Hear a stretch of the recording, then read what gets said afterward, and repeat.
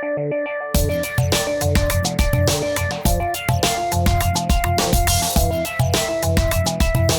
भारत, मैं हूं सांची त्यागी। आप देख रहे हैं भारत तक। रूस यूक्रेन युद्ध के बीच जहां कई देश अपने अपने पक्ष पर मजबूती से कायम हैं, वहीं चीन अभी इसको लेकर कंफ्यूज है कि वो किस पक्ष की तरफ रहे। उसे रूस के साथ अपना मजबूत पक्ष भी रखना है, उसका दोस्त भी बनना है, उसका सहयोगी देश भी खुद को साबित करना है। वहीं दूसरी तरफ चीन के साथ परेशानी यह है कि वो पश्चिमी देशों के साथ दुश्मनी भी मोल नहीं ले सकता। उसका कारण है उसकी आर्थिक व्यवस्था और आर्थिक स्थिति।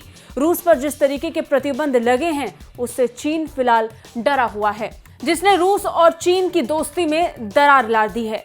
ऐसा कहा जा रहा है कि चीन इस समय डर में है और उसे डर इस बात का है कि अमेरिका समेत बाकी पश्चिमी देश रूस की तरह चीन पर भी कई तरीके के प्रतिबंध ना लगा दें।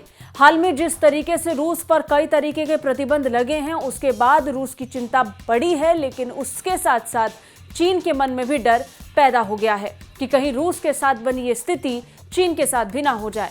यही कारण है कि चीन कभी अमेरिका के खिलाफ होकर रूस का पक्ष रखता हुआ नजर आता है, तो कभी यूक्रेन में रहकर यूक्रेन का पक्ष लेते हुए उन्हें आश्वासन देता है कि वो उसके खिलाफ युद्ध नहीं लड़ेगा और अपनी तरफ से आर्थिक सहायता देगा।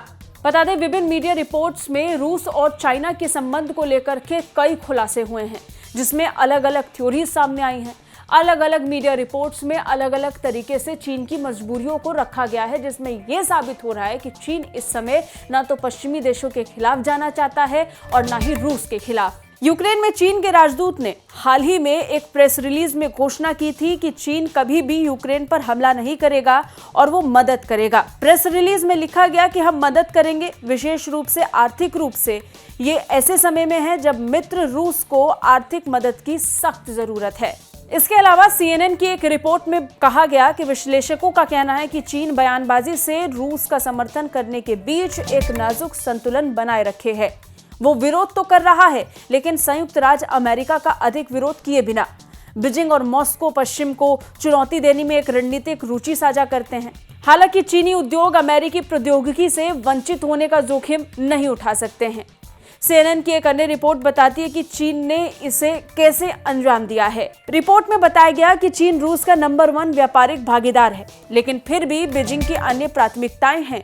दोनों देशों के बीच व्यापार चीन के कुल व्यापार की मात्रा का सिर्फ 2% है। पिछले साल के चीनी सीमा शुल्क आंकड़ों के मुताबिक यूरोपीय संघ और यूनाइटेड राज्यों के पास बहुत बड़ा हिस्सा है। CNN की इस रिपोर्ट पर भरोसा करें तो इससे साफ जाहिर होता है कि चीन की चिंता इस समय रूस के समर्थन करने से ज्यादा अपनी आर्थिक स्थिति है। चीन को डर है कि बहुत जल्द रूस की तरह पश्चिमी देश उस पर कई तरीके के प्रतिबंध लगा सकते हैं, जिस पर सबसे बड़ा प्रभाव चीन की अर्थव्यवस्था पर पड़ेगा। हालांकि बीते कुछ समय में हमने देखा कि किस तरीके से रूस पर इसका गहरा प्रभाव पड़ा है। अगर कुछ रिपोर्ट का जिक्र करें तो रूस की अर्थव्यवस्था पर एक बड़ा शिफ्ट आया है, बड़ा असर पड़ा है। आंकड़ों के मुताबिक यूक्रेन में युद्ध शुरू होने के बाद से रूबल पहले ही डॉलर और यूरो दोनों के मुकाबले अपने मूल्य का 20% से अधिक खो चुका है। रूसियों को स्मार्टफोन और कारों जैसी चीनी आयात के लिए रूबल में अधिक भुगतान करना होगा।